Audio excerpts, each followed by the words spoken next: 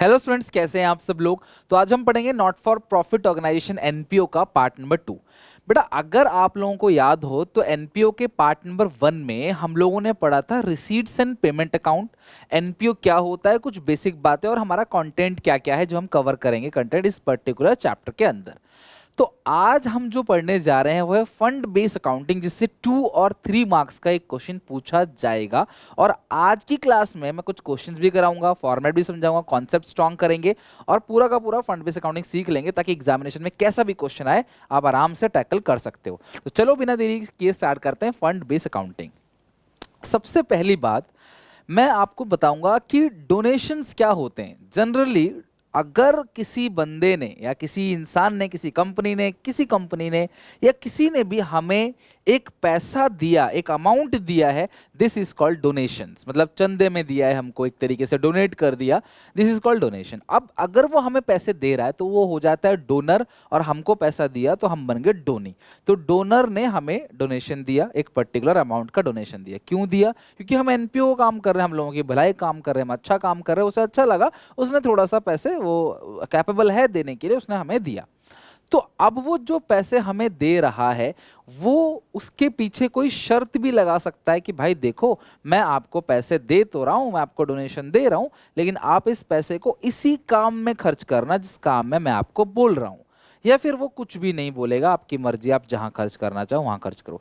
ये कुछ ऐसा ही है, मैंने पिछली क्लास में बोला था आपको कि जब हम मंदिर में जाते हैं तो हम कई बार पंडित जी को बोलते हैं, देखो ये पैसे हैं, इससे चद्दर चढ़ाना है, या इससे साईनाथ को कंबल चढ़ाना है, चद्दर चढ़ाना है, या फिर मान लो कोई मंदिर की बिल्डिंग बनवानी है या भंडारा कराना है, किसी पर्टिकुलर काम के लिए हमने पैसे दिया, तो उसको बोलते हैं स्पेसिफिक डोनेशन। जहाँ पे हमने कंडीशंस लगा दी, जहाँ पे शर्त अटैच कर दिया, भैया ये पैसा इसी काम के लिए दिया जा रहा है। लेकिन जनरल डोनेशन जहाँ पे कोई भी शर्त नहीं है। तो ये जो जनरल डोनेशन है ना, ये हमारे लिए इनकम बन जाता है। एनपीओ के लिए क्या बन जाता है? इनकम। क्योंकि ये इनकम बन जाता है इसीलिए ये इनकम एंड एक्सपेंडिचर में डेबिट साइड चला जाता है। किस साइड? डेबिट साइड, यानी कि खर्चे की साइड, एक्सपेंडिचर साइड। जितने भी खर्चे होते हैं वो इनकम एंड एक्सपेंडिचर में डेबिट साइड होता है, राइट। अच्छा, अब जितने भी कमाई है वो इनकम एंड एक्सपेंडिचर में क्रेडिट साइड होगी। ओके, अच्छा ये क्या है क्लास? इनकम है ना, डेबिट नहीं आएगा बेटा, क्रेडिट आएगा। ठीक है, इनकम एंड एक्सपेंडिचर में क्रेडिट साइड, यही सोच रहे हो ना कि डेबिट नहीं, गलती से लिख दिया बेटा, क्रेडिट साइड आएगा। जनरल डोनेशन, आपको डोनेशन मिला है ना क्लास, आपको डोनेशन मिला है, तो इनकम एंड एक्सपेंडिचर अकाउंट में रिसीट पेमेंट की बात नहीं कर रहा हूं, मैं बात किसी कर रहा हूं इनकम एंड एक्सपेंडिचर अकाउंट की। जो पी एंड एल अकाउंट आप बनाते थे ना 11th क्लास में, वही same to same income and expenditure बन जाता है एनपीओ के लिए। तो इनकम एंड एक्सपेंडिचर में ये आएगा क्रेडिट साइड, यानी कि इनकम साइड। तो जो भी डोनेशन हमको मिल रहा है जिसके पीछे कोई शर्त नहीं है वो इनकम है, और इनकम एंड एक्सपेंडिचर में किस साइड आता है बेटा? Credit side. किस साइड आता है क्लास? Credit side. ठीक है, चलो इसकी बात तो हो गई, हमें ज्यादा इसकी बात नहीं करनी आज की क्लास में, हमें इसी की बात करनी है क्योंकि हम लोग कर रहे हैं फंड के बेसिस पे अकाउंटिंग। तो ये जो फंड होता है क्लास, इसी को कहते हैं स्पेसिफिक फंड। ये क्या है क्लास? Specific fund. क्या है? स्पेसिफिक फंड, क्योंकि ये किसी स्पेसिफिक पर्पस से मिला हुआ है। अब मेरी बात ध्यान समझना, मुझे मान लो किसी ने बिल्डिंग बनाने के लिए फंड दे दिया, तो वो मेरे लिए क्या कहलाएगा क्लास? Building fund. क्या कहलाएगा? बिल्डिंग फंड, क्योंकि उसने मुझे बिल्डिंग बनाने के लिए पैसे दिए हैं, this is called building fund.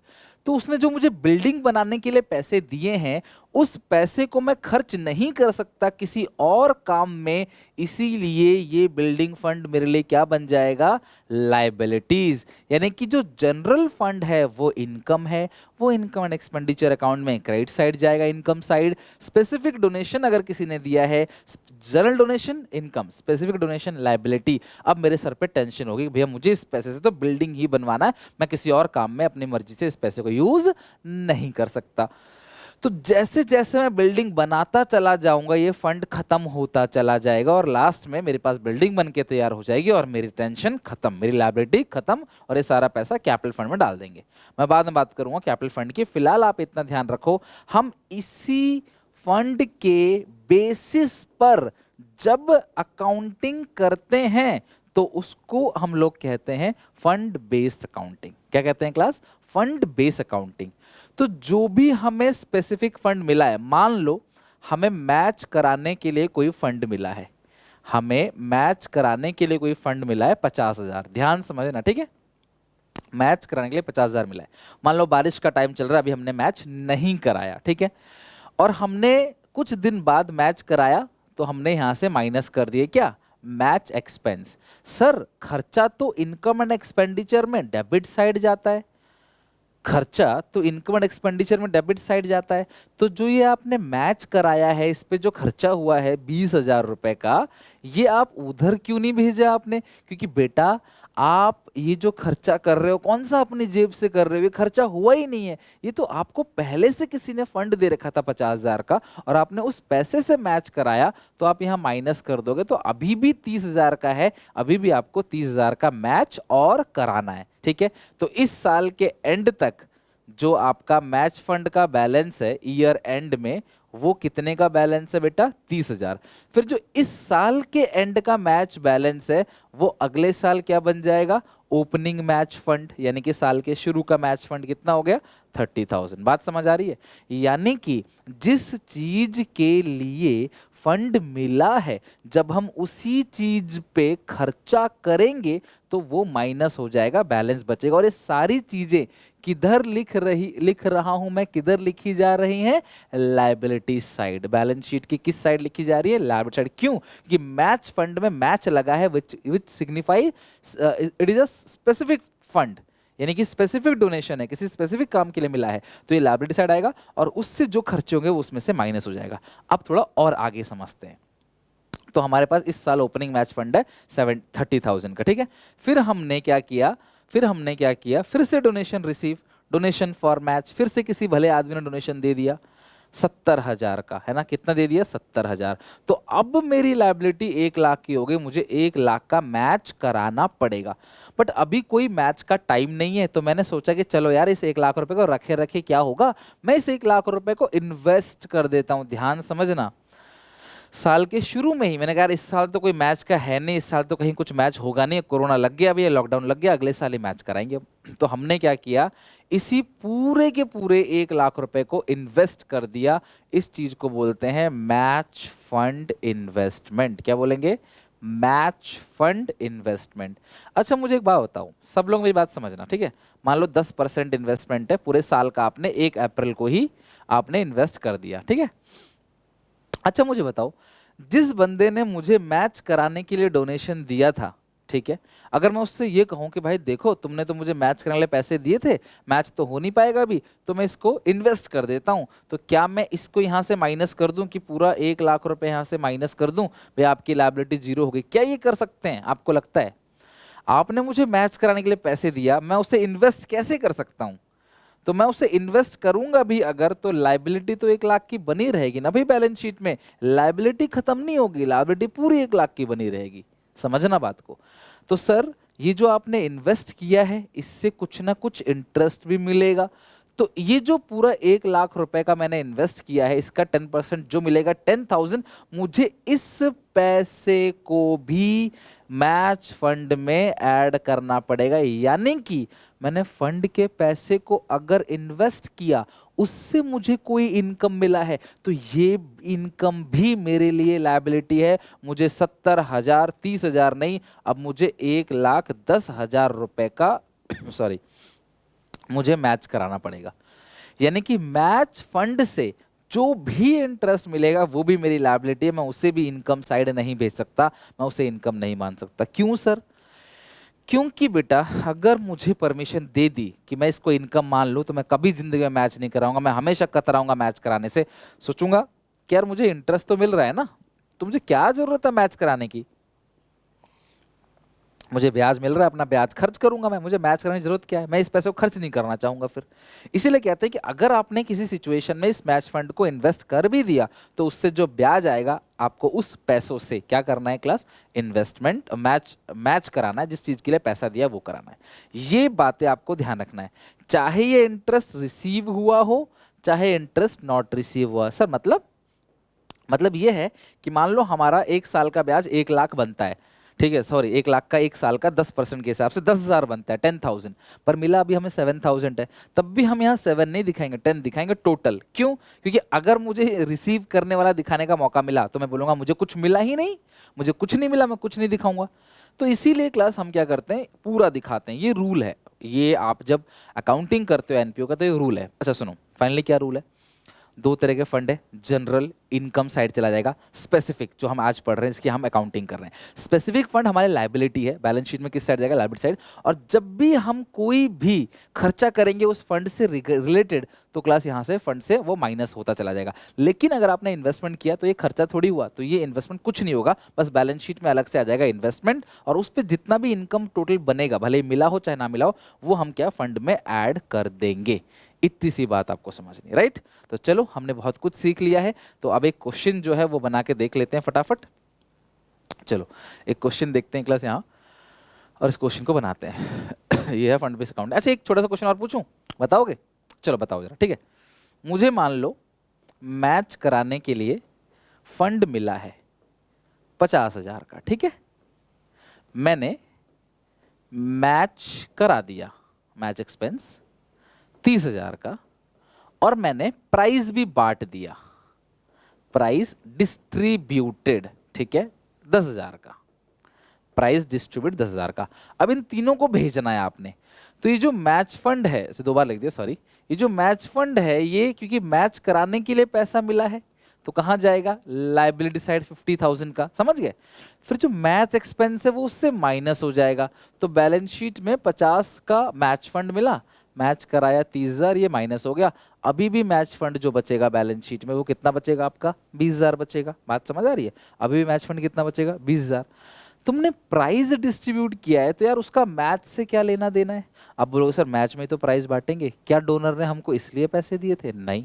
तो अगर तुमको प्राइज फंड दिया होगा तो उसी में से प्राइस को माइनस करना है। अगर तुमको मैच फंड मिला है तो आप भैया मैच ही कराओगे। हाँ, अगर लिखा होता मैच प्राइज डिस्ट्रीब्यूटेड, मैच लगा होता, तो हम माइनस कर देते यहाँ से कि ये भी खर्चा उसी में हुआ है। लेकिन यहाँ पे ऐसा कुछ लिखा नहीं है, तो अगर आपको प्राइस डिस्ट्रीब्यूटेड लिखा गया है तो प्लीज प्राइस डिस्ट्रीब्यूट को यहाँ से मत घटाना। इसके लिए कोई फंड नहीं है, तो ये अकेला खर्चा है, तो ये इनकम एंड एक्सपेंडिचर अकाउंट में डेबिट साइड चला जाएगा। तो जो प्राइस का बंटवारा हुआ है वो कहाँ चला जाएगा, इनकम एंड एक्सपेंडिचर के डेबिट साइड, ये ध्यान रखना, ठीक है। और लेकिन ये जो मैच एक्सपेंस है ये नहीं जाएगा, यहाँ से माइनस हो जाएगा, और बैलेंस शीट के अंदर लायबिलिटी में जो मैच फंड दिखेगा वो 20,000 का दिखेगा। एक फाइनल क्वेश्चन क्लास, फिर हम अपने टॉपिक हमारा खत्म है, ज़्यादा इससे बाहर आएगा नहीं। मान लो मैच कराने के लिए फंड मिला है 20,000 और मैंने मैच एक्सपेंस कर दिया 30,000 का। अब क्या होगा, मुझे फंड मिला है 20,000, तो जरूरी तो नहीं है ना कि मैच में 20,000 रुपए ही खर्च होंगे, ज्यादा भी तो खर्च हो सकते हैं। 30,000 खर्च हो गया मैच में, अब बोलो क्या करोगे।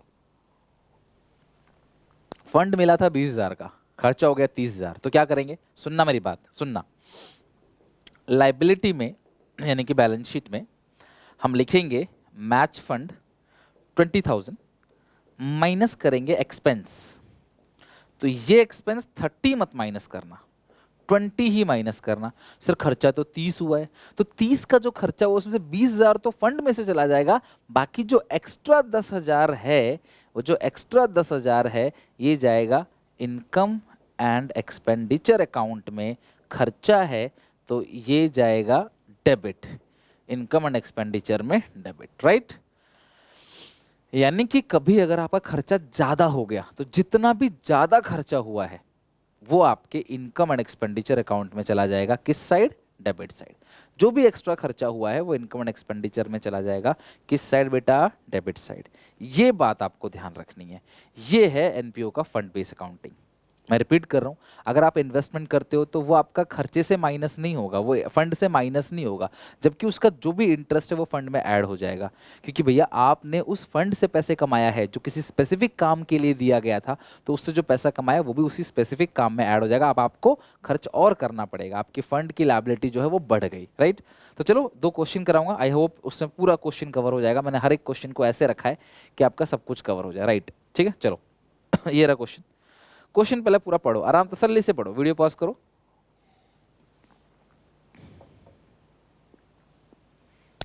क्वेश्चन पढ़ो पूरी तसल्ली से, आराम से तसल्ली से क्वेश्चन पढ़ो। चलो तो हम करते हैं, how are the following dealt with final accounts of NPO, क्या क्या दिखाना है। तो सबसे पहले हम क्या करते हैं, इस क्वेश्चन को सॉल्व करने के लिए एक बैलेंस शीट बनाते हैं। तो ये रहा क्वेश्चन, क्वेश्चन नंबर 1 सॉल्व। यहाँ लिखो एक्सट्रैक्ट ऑफ बैलेंस शीट, क्योंकि मैं पूरी बैलेंस शीट नहीं बना रहा।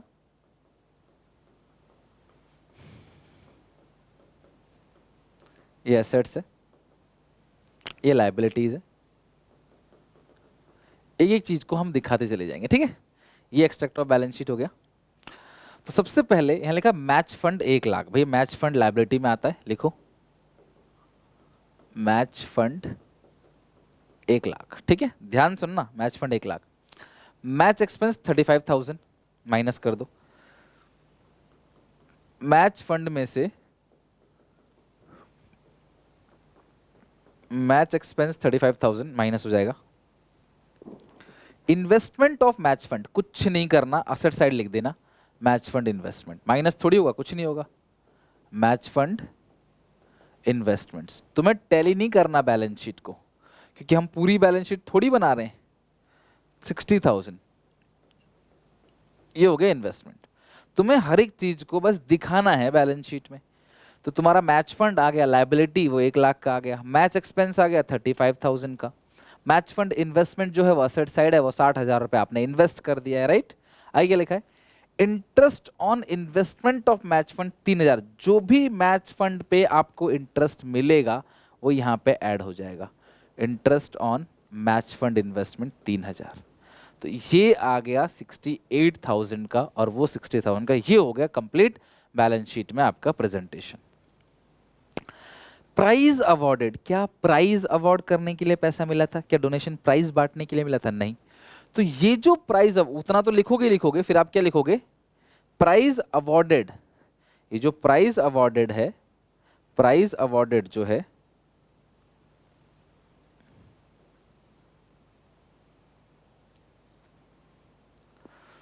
प्राइज अवॉर्डेड, वो कहां जाएगा क्लास, वो इनकम एंड एक्सपेंडिचर में जाएगा, राइट।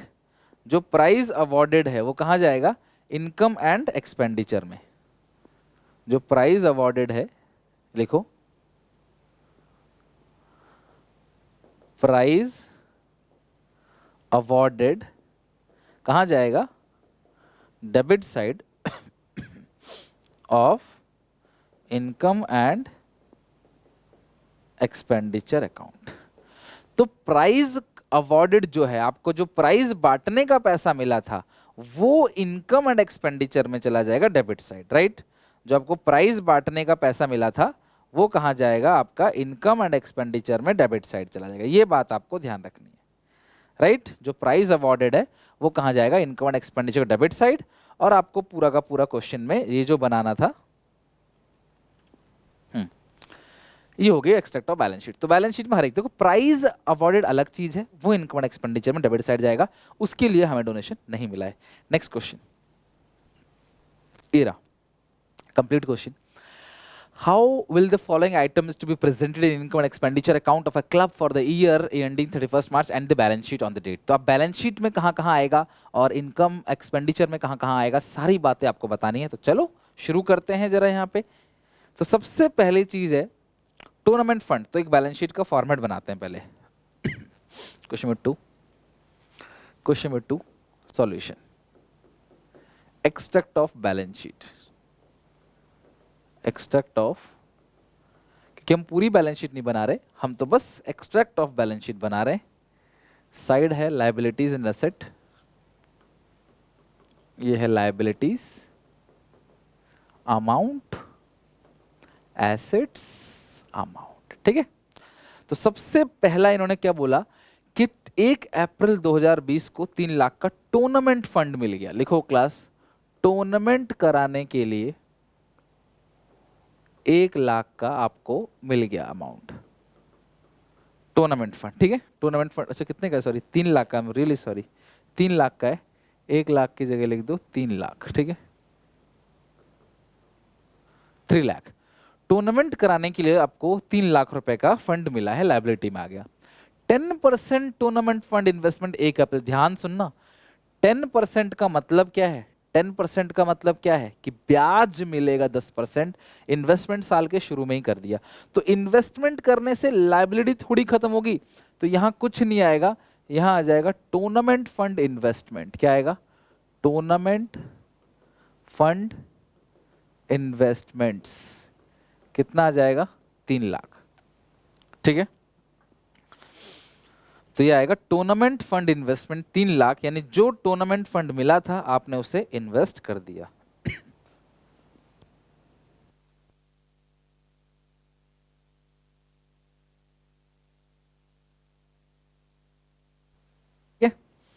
आगे interest receive on tournament fund 18,000। यार एक बात बताओ, एक कैलकुलेशन लगाओ यार, टूर्नामेंट फंड से 10% का ब्याज मिलना था, साल के शुरू में इन्वेस्ट कर दिया, तो 3 लाख का 10% तो 30,000 होता है।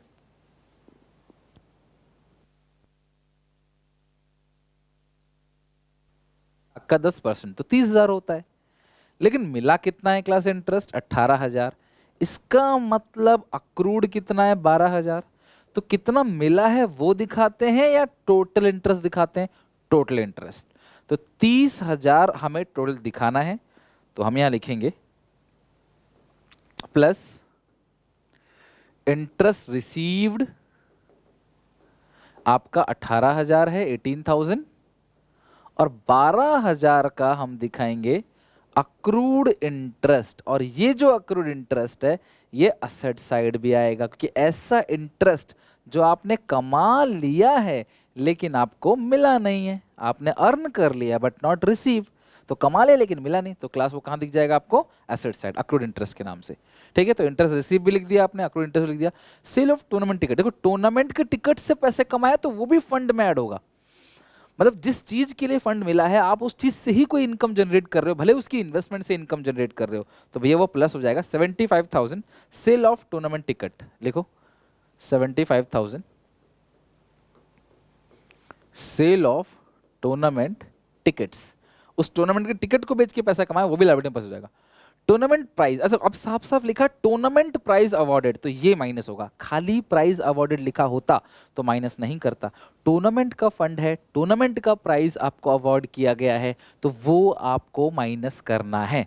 हालांकि टूर्नामेंट के लिए कोई और एक्सपेंस तो इसमें दिया नहीं है, तो टूर्नामेंट प्राइज अवॉर्ड 60,000 का वो माइनस होगा, और फिर से डोनेशन मिला है 2 लाख का, आपने वो प्लस कर देना। ठीक है, फिर से डोनेशन मिला है आपको, टूर्नामेंट प्राइज अवॉर्डेड 60,000, और माइनस करना है, अच्छा फिर से प्लस करना है, ये माइनस करना, टूर्नामेंट प्राइज अवॉर्डेड जो है ना वो माइनस होगा, plus further donation, further tournament donation. ठीक है, कितना है क्लास? 2 लाख। ऐड करो क्लास सारी चीज़ों को, कितना बनेगा? देखो फर्दर जो डोनेशन मिला था वो 2 लाख का मिला, हाँ 2 लाख का। सारी चीज़ों को ऐड करो, बताओ क्लास कितना आ रहा है? 3,18,000, 12,000, 75,000 प्लस 2 लाख है, माइनस कर दोगे 60,000, ये 5,45,000, 5,45,000, राइट। और कोई खर्चा है ही नहीं इसके अंदर, यानी हमें 5,45,000 का टूर्नामेंट कराना पड़ेगा ये टोटल। तो आपने ध्यान रखना है पहली बात कि उससे कोई इनकम आ जाए तो प्लस होगा, सेम खर्चा हो, टूर्नामेंट प्राइज अवॉर्डेड, टूर्नामेंट लिखा है, टूर्नामेंट नहीं लिखा हो तो माइनस नहीं करते, टूर्नामेंट लिखा है इसलिए हमने माइनस किया, टूर्नामेंट नहीं लिखा होता तो वो इनकम एक्सपेंडिचर में चला आता, और इंटरेस्ट हमें टोटल लेना है, और इंटरेस्ट को अलग से दिखा देते हैं बस एसेट साइड, और कुछ नहीं।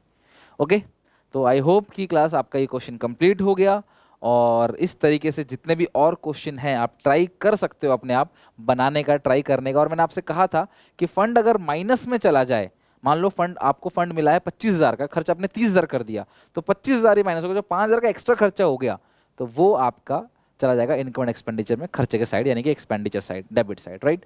तो आई होप आपको क्लास, आज की क्लास समझ आया होगा अच्छे से। Thank you very much. Video कैसी लगी मुझे बताना कमेंट सेक्शन में, फंड बेस अकाउंटिंग क्लियर हुआ कि नहीं, कॉन्सेप्ट कैसा लगा, सब चीज़ मुझे फीडबैक करना, और अच्छा लगे तो लाइक करके अपने सारे दोस्तों में वीडियो को शेयर जरूर कर देना, जितने भी क्लास 12th के स्टूडेंट्स हैं। सपोर्ट करने के लिए बहुत बहुत धन्यवाद। आप अगर सब्सक्राइब नहीं किया चैनल को, प्लीज सब्सक्राइब कर लो, बेल आइकन दबा दो। मिलते हैं नेक्स्ट वीडियो में क्लास नए टॉपिक के साथ, तब तक के लिए टेक केयर, बाय बाय।